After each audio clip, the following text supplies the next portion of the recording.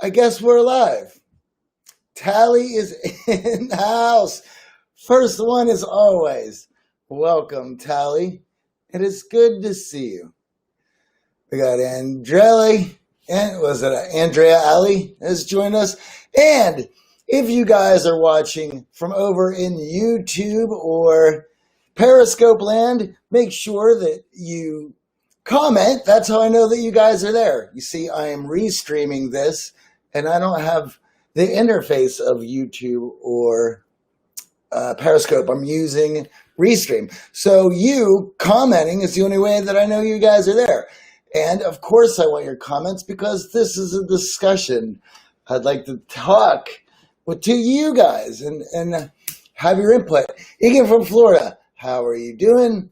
As you guys know, I'll be moving tomorrow. Lee Kenton, how you doing, buddy? And and also, if you are watching this from YouTube, Periscope, make sure you give me, if you're on Periscope, give me hearts, plenty of hearts. If you're watching an archive of this on YouTube, make sure you subscribe to the channel, hit like, hey, leave a comment. Those things help this show. It helps others find this show. And if you have gotten great benefit from this show, wouldn't you want others to have that benefit as well? Why would you just keep me all to yourselves? Don't you find that rude? Don't you think that others need to hear this message, but yet you guys decide to keep me as your kept secret? Tally asks, are you excited for your new journey? I am excited, Tally, and I'll speak about that in a little bit.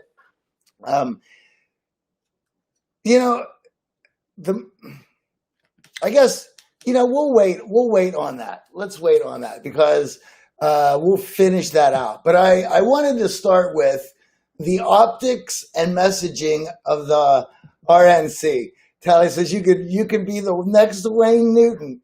How about Dean Martin? I'll take Dean Martin over Wayne Newton.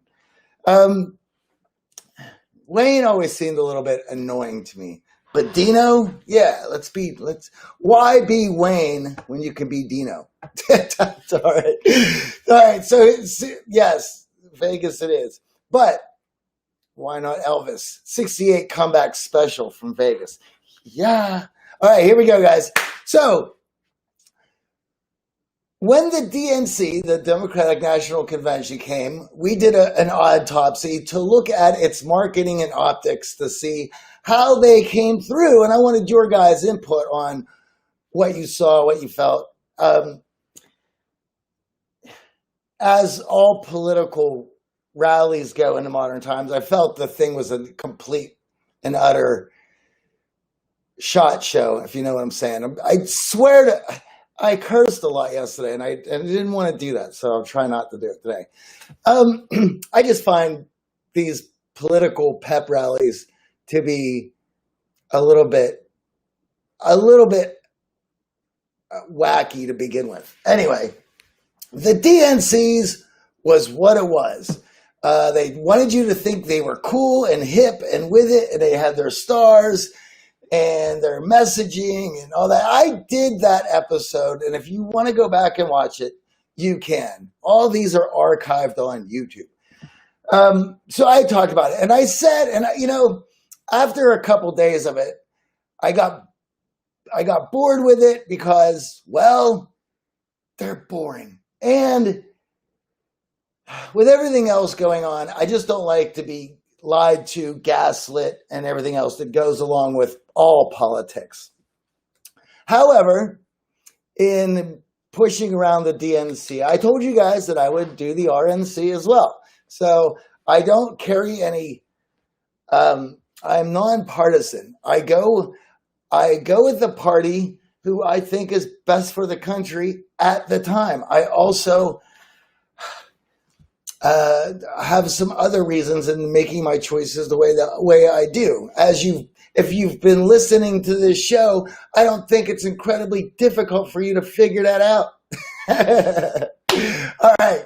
So But I said I would go over these optics. It was funny because Scott Adams, I don't know if any of you guys watched Scott's show, he did an autopsy of this as well from the same perspective, because I'm going to state what he stated. The best way to look at the marketing and messaging optics of these campaigns is to look at the highlights, because the highlights are organized in the way that they want you to see their party. It's kind of like the highlights. It's the marketing campaign directly. So that's what we're going to look at. Now, both parties are radically different in how they operate, and we can use them to contrast them. But look at, as I mentioned, the DNC had lots of stars and celebrities, and entertainment is on their side. That's one of the grips that they have. The RNC doesn't. Most of their notables, their celebrities, are just older because they're out of entertainment and now they're just activists. They're into politics. As you get older, you tend to think more about those things because you have perspective from your experiences of how the country has changed, which gives you then now that you have that idea, you've seen its change over the years, you're invested, you have time invested in the outcome and what you would like to see for your children and your grandchildren. And so you get a little bit more active. I think a lot of people tend to,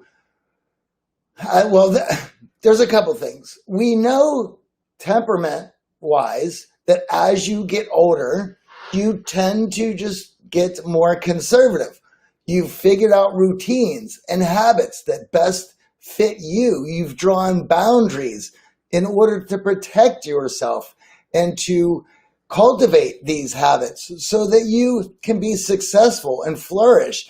That comes with systems thinking. Systems thinking lends itself to a conservative lens.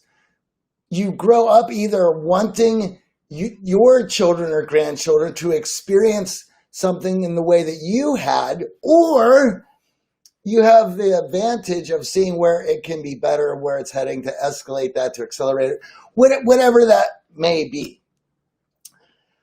So the RNC doesn't have those people from entertainment. They're not trying to be hip and cool and with the kids. And I think that's well said. So, but who do they have? Well, there's a couple of things that I found of interest with the RNC. Usually you see a lot of fuddy-duddies and they were there, and I'm sure they're going to be, and as a speakers list, there's plenty of that as well. But I have to say, both parties look as if they're on their last legs of being what they were, and they're fighting it out. The RNC and the DNC, they're crumbling. Look who is running for president. They're so old, right? They have no idea how to work social media and its power. It's the new printing press. They need to have a grasp on it. They're hiring people to take care of the messaging and optics and all these things. But you can tell as the 90s conservatives and the 90s Democrats, those days are over. And what we're seeing from both sides is the new figures of younger people. And the DNC, I thought, or the RNC, I felt showed a lot of that yesterday. Now, the DNC, you have the Squad and AOC, those people, and they seem to be where a lot of the young energy is for them. For the RNC, it's Kim Klasick. It's who else did I see? There's a lot of other people over there as well. I just don't know all their names because they're not as savvy when it comes to, well, they're not household names in entertainment. And one of the things that I've noticed with it was their message. They showed some young energy. They showed a lot of newer faces of people of color, is how we're supposed to say now. And this language is getting a bit nutty. But they showed a lot of people of color who have since left the DNC, moved over. Kimberly Guilfoyle I can't pronounce her last name, but I just found out this morning, is she not the ex-wife of Gavin Newsom? That's all I have to say about that. But yes, so there's another name for you. Kimberly, then there was Kasich. And then there's a lot of other folks as well. I follow on Twitter, Jack Posoic. Candace Owens has her own set of troubles and fans and highlights and lowlights. I've been following her career for a while. Anyway, that's the young energy in the RNC. There's a lot of young energy in the DNC. Both of them are being co-opted by the final remnants of these 90s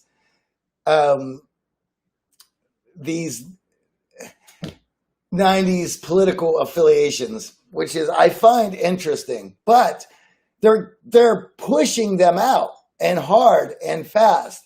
And it's interesting to see that happen. I don't have any opinions on it other than the fact that I'm just going to watch it. Now for the other optics, the McCloskeys. So what did the young people that they posted up and the messaging of the RNC's fight yesterday? Did you guys catch that? What did you think it was? Well, here's my take. What I caught was the DNC was roughly around unity, right? And I said that, can politics really hold a unity card when it's based on in-group, out-group preferences? And when you look at the DNC and who they were pushing and who their optics were, I think you can understand who the in-group is and out-group. And then it is the RNC. To me, their message, what I got was freedom. And I think that doesn't, to me, that only has in-group, out-group preferences according to a worldview. To me, and the worldview that I carry, that message is universal. And not to mention that all of this is going on while Kenosha, did I say that right, is having its own set of problems and its own optics of violence and protesting and everything else.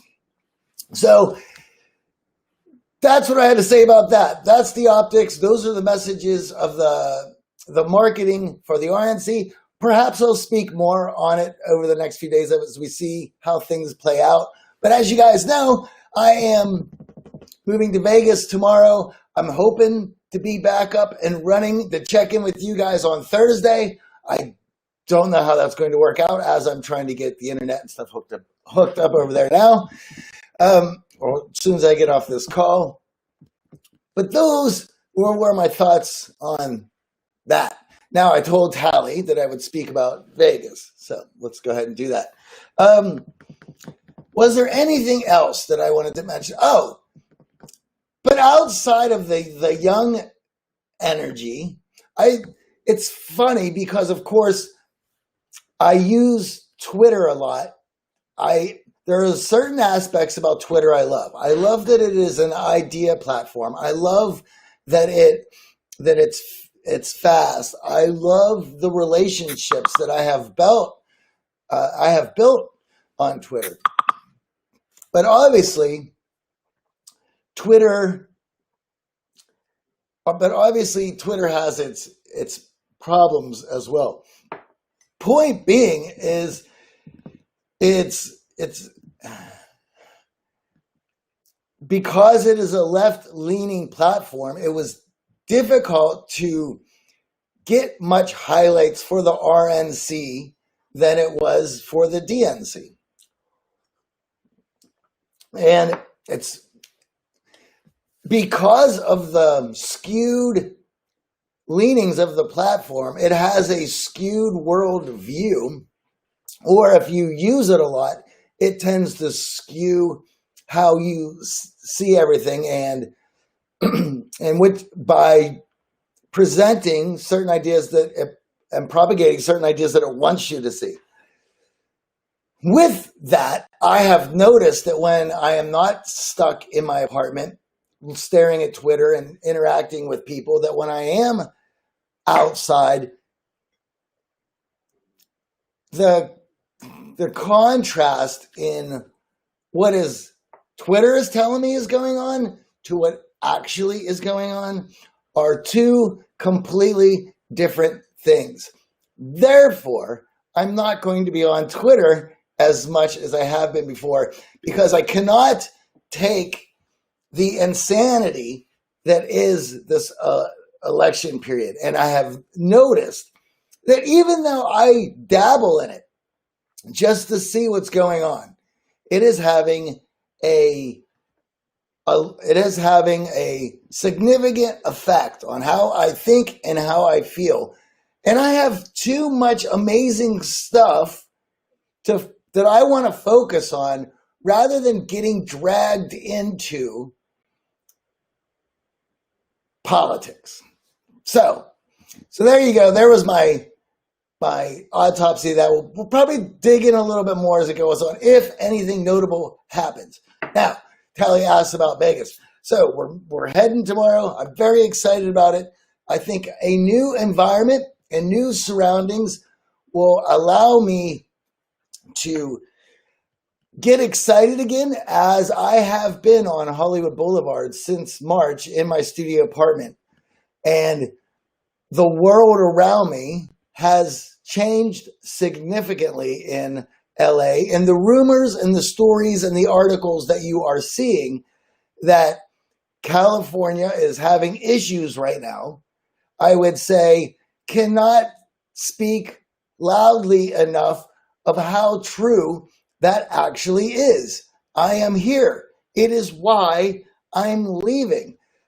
California, much like New York, is going to be going through a lot of issues. My lease in Vegas is signed for 6 months. Who knows? Tomorrow, everything could change and everyone could be happy campers back to the way that things used to be. However, I think we crossed certain lines where the probability of that is less likely. Gabriel Wynn is here. It's good to see you, buddy. Future Vision is showed up. Thank you very much for coming. Free Candy. It is always good to see my friends in Austin.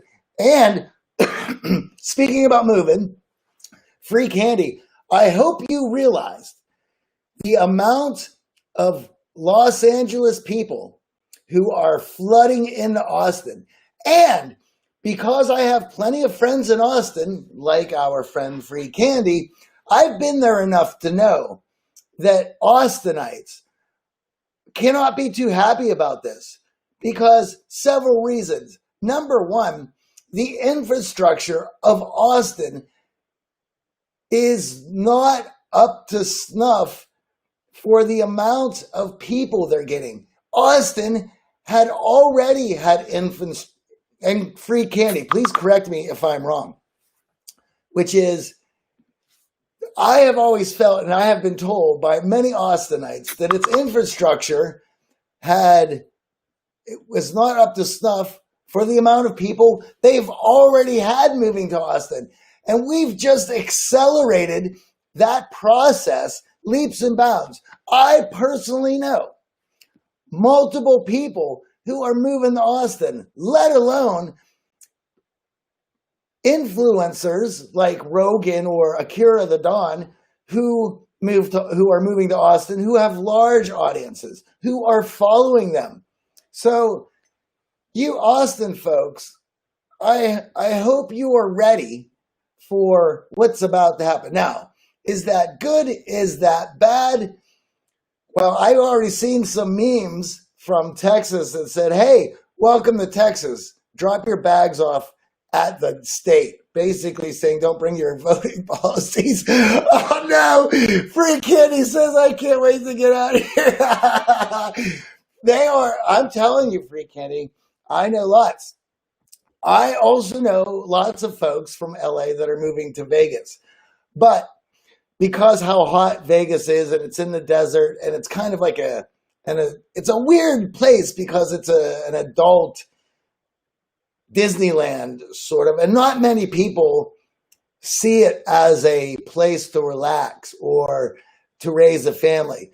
However, if you do a little bit more digging, Las Vegas is a growing community, and its infrastructure, from what I can tell, and from what everyone that I have spoke to who's left California for Vegas has loved it, has not regretted it, and they have welcomed me with open arms and telling me, please do. It's great. You're going to love it. So I'm looking forward to it. However, with everything going on, the election, COVID, protesting and riots, like it's full on 360, 1968 turbulent USA. And with everything else, I gotta move. And my mind is racing more so in the last week than it has in a long time. And there is a phenomenon called busy mind syndrome. And we had just interviewed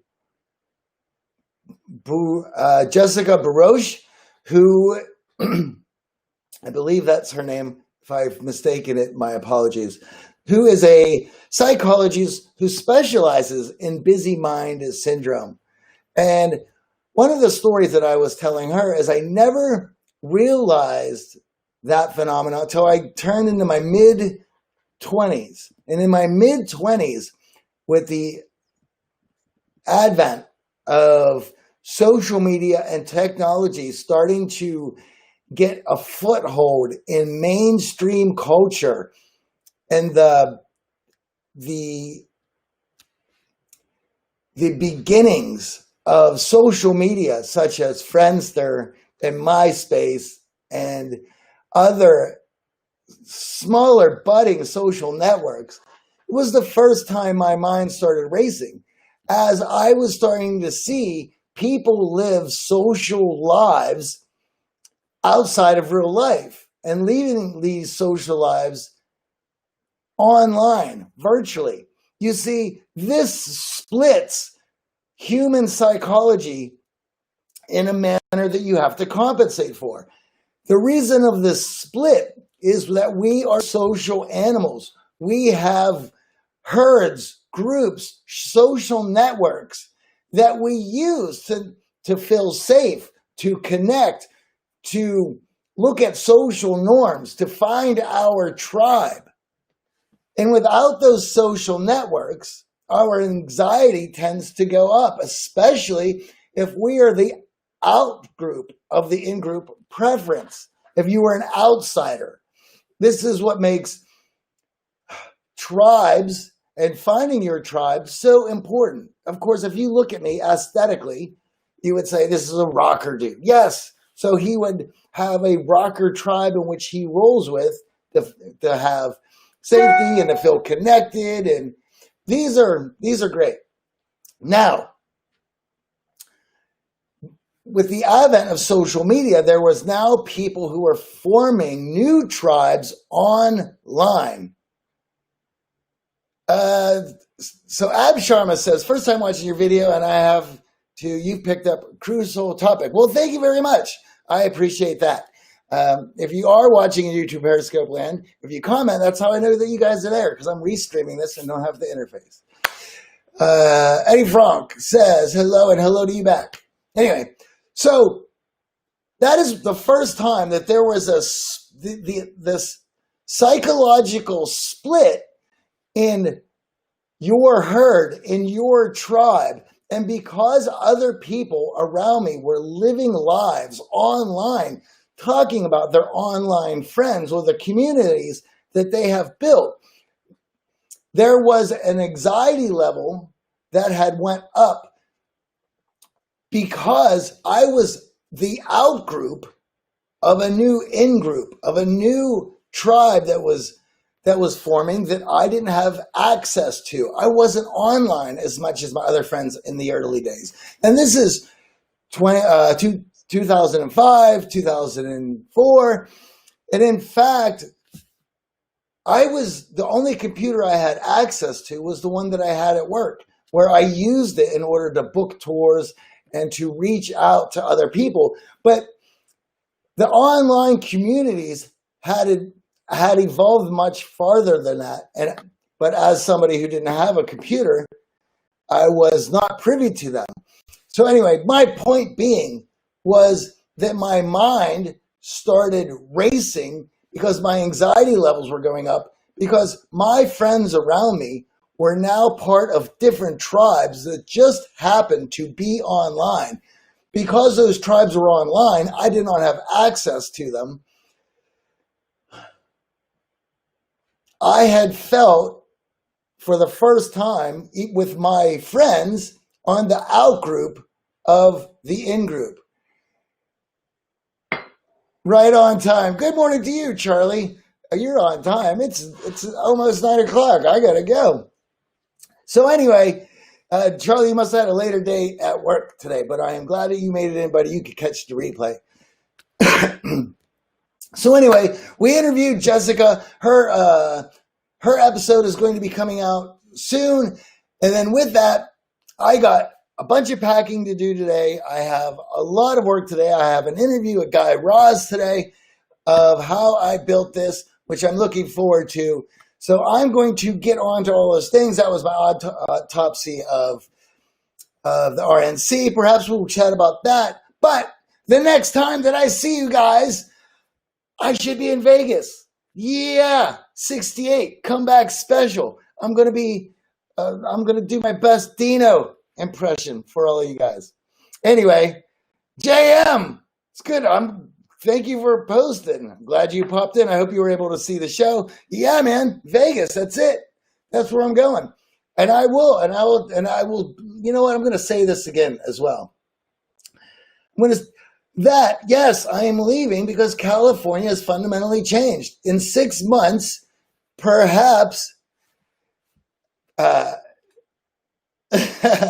perhaps I come back, but I don't see it.